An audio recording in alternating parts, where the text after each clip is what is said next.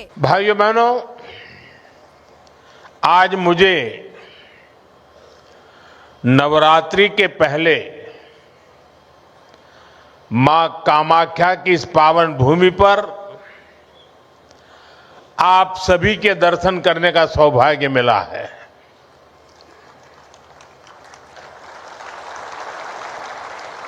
मां कामाख्या के आशीर्वाद से थोड़ी देर पहले यहां से 19,500 करोड़ रुपए के डेवलपमेंट प्रोजेक्ट्स का शिलान्यास और लोकार्पण हुआ है।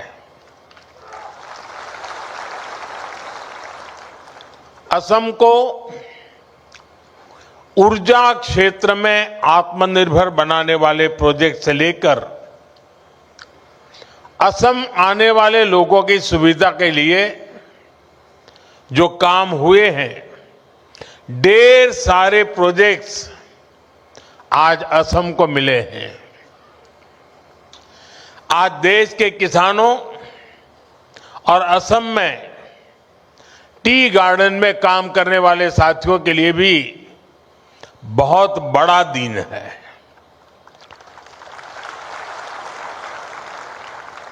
कुछ क्षण पहले पूरे देश में पीएम किसान सम्मान निधि के तहत 18,000 करोड़ रुपए से अधिक की राशि हमारे करोड़ों अन्नदाताओं के खातों में भेजी गई है। इसके अलावा असम के चाय बागानों से जुड़े अनेक परिवारों को आज भूमि के पट्टे भी दिए गए हैं। मैं असम के लोगों को, यहां के सभी परिवारों को और देश भर के किसानों को बहुत बहुत बधाई देता हूं। साथियों, आज देश भर से किसान साथी मां कामाख्या की इस धरती से जुड़े हैं। थोड़ी देर पहले करोड़ों किसानों के खाते में पीएम किसान निधि जमा होने के मैसेज हर एक के मोबाइल में पहुंच चुके हैं। ये योजना वाकई अद्भुत है। एक क्लिक से करोड़ों किसानों के बैंक खाते में सीधे पैसा जमा होता है। दुनिया के विकसित देशों में भी ऐसा संभव नहीं है। और मुझे विदेश के मेहमान जब मिलते हैं और इस विषय में इतने सवाल पूछते हैं, जानकारी के लिए इतने उत्सुक रहते हैं, ये सब कैसे संभव हो रहा है।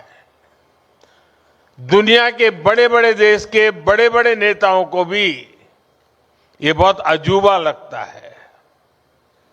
और ये मेरे वही किसान भाई बहन हैं जिनमें से अधिकांश के पास 2014 से पहले न मोबाइल फोन था और न ही बैंक में उनका कोई खाता था।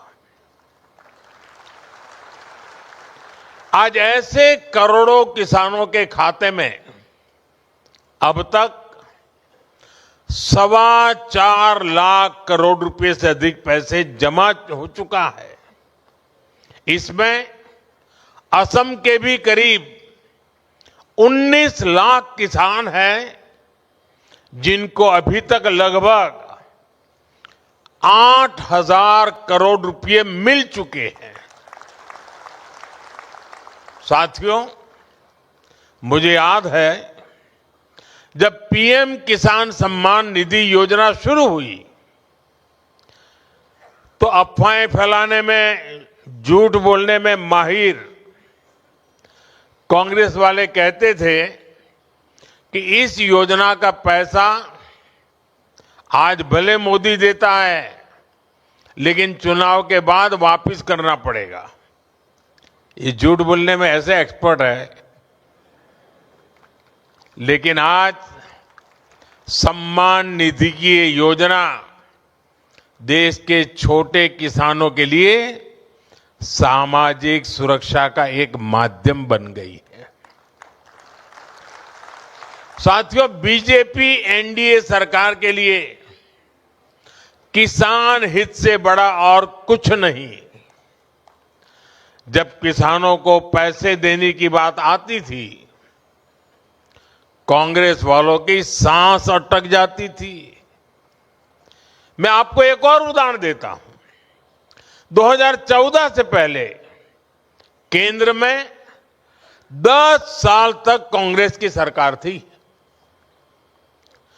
कांग्रेस सरकार के 10 साल में किसानों को एमएसपी के रूप में 6.5 लाख करोड़ रुपया मिले थे। 10 साल में 6.5 लाख करोड़, जबकि हमारी सरकार के 10 साल में किसानों को एमएसपी के रूप में 20 लाख करोड़ रुपए अधिक मिल चुके हैं। साथियों, बीते 11 वर्षों में देश के किसान के इर्द गिर्द बीजेपी एनडीए सरकार ने एक मजबूत सुरक्षा कवच बना है। एमएसपी हो, सस्ता ऋण हो, फसल बीमा हो, पीएम किसान सम्मान निधि हो, ये योजनाएं किसानों का बहुत बड़ा संबल बनी है। इतना ही नहीं, हमने इस बात का ध्यान रखा है कि अंतर्राष्ट्रीय स्तर पर संकट का असर खेती किसानी पर न पड़े। अब जैसे कोरोना और उसके बाद जो युद्ध हुए हैं, उसके कारण अंतर्राष्ट्रीय बाजार में खाद की कीमतें कई गुना बढ़ गई थी। विदेशी बाजारों में खाद मिलनी भी मुश्किल हो गई थी। लेकिन केंद्र सरकार ने इस संकट को रोकने के लिए भरपूर कोशिश की। यूरिया की जो बोरी अंतर्राष्ट्रीय बाजार में 3,000 रुपये में मिलती है, वही बोरी हमारी सरकार ने अपने किसानों को सिर्फ 300 रुपये में दी है।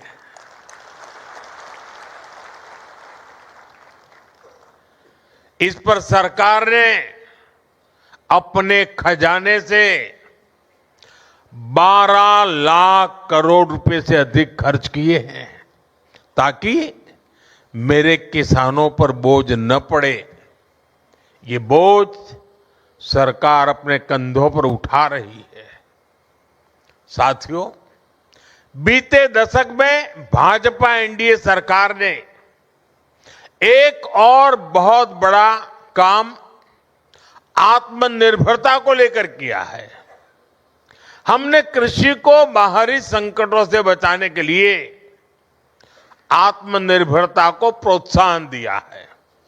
हमने आजाद भारत में बार बार देखा है कि दुनिया के दूसरे हिस्सों में लड़ाइयां होती हैं, कहीं सप्लाई चेन में दिक्कत आती है, तो परेशानी हमारे किसान को होती थी।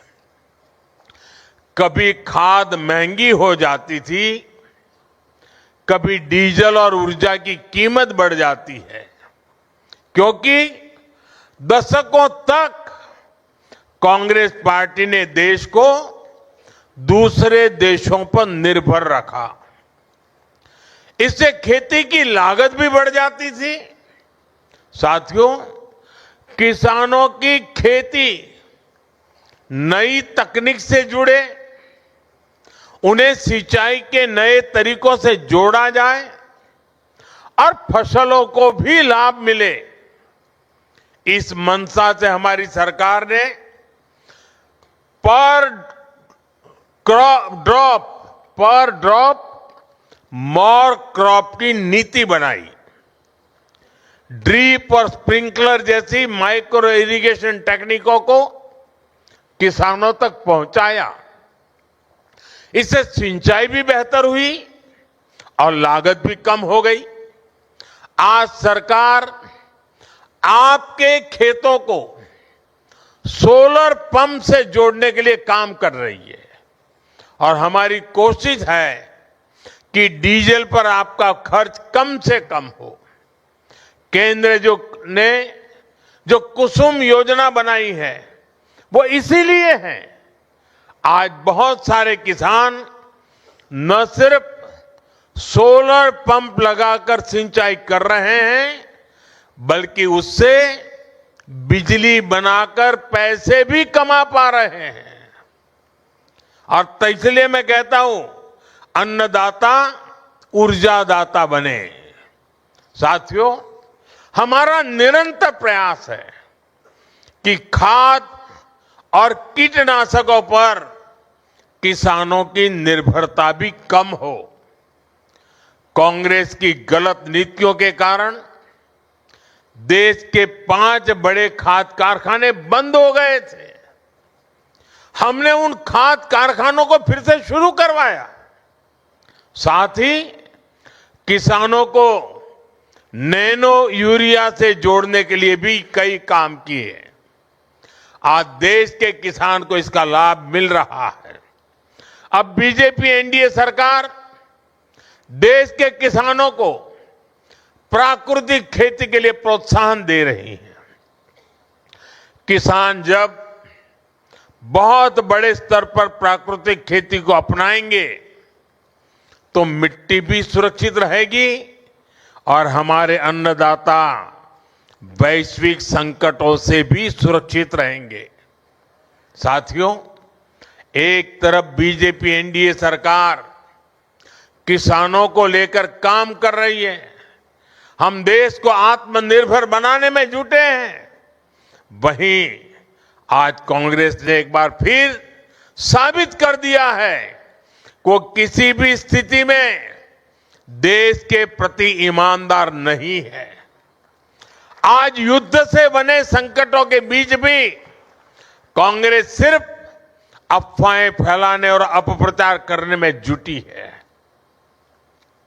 और मैं जरा कांग्रेस के साथियों से कहना चाहता हूं, एक काम करिए, लाल किले पर से 15 अगस्त को पंडित नेहरू जी ने जो भाषण दिए हैं, जरा भाषण सुनिए।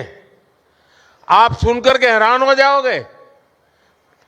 लाल किले से 15 अगस्त को एक बार कह रहे हैं पंडित जी कि उत्तर कोरिया और दक्षिण कोरिया में लड़ाई चल रही है, इसलिए भारत में महंगाई बढ़ रही है। अब उत्तर कोरिया दक्षिण कोरिया कहां है और यहां पर महंगाई बढ़ने की बात नेहरू जी कह रहे थे। और आज कांग्रेस के लोग देश को गुमराह करने में लगे हैं। वैश्विक संकटों का प्रभाव क्या होता है यह दुनिया देख रही है।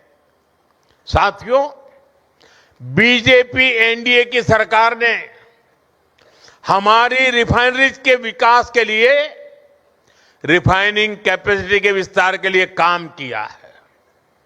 आज भारत दुनिया का वो देश है जो अपनी ही नहीं बल्कि विश्व की ऊर्जा जरूरतों का भी ध्यान रख सकता है। यहां असम में जो हमारी रिफाइनरीज है उनको भी बीते वर्षों में एक्सपांड किया गया है। असम सहित पूरे नॉर्थ ईस्ट में गैस पाइपलाइन इंफ्रास्ट्रक्चर पर अभूतपूर्व निवेश किया जा रहा है।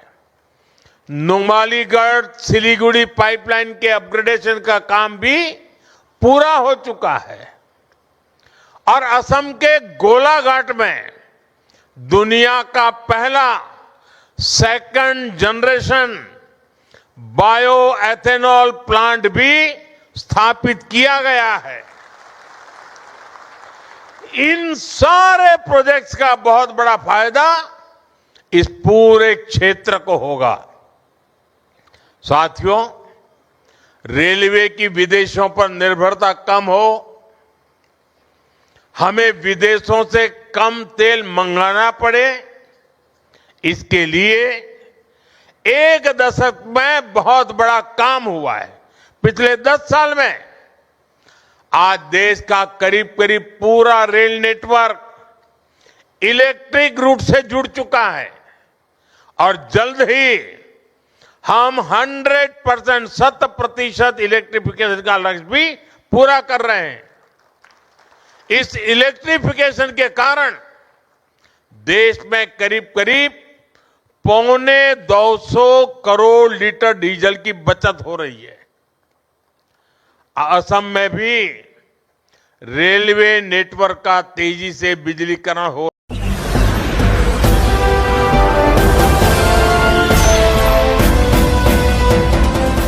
आप देख रहे हैं लाइव न्यूज 99 राष्ट्र सबसे पहले।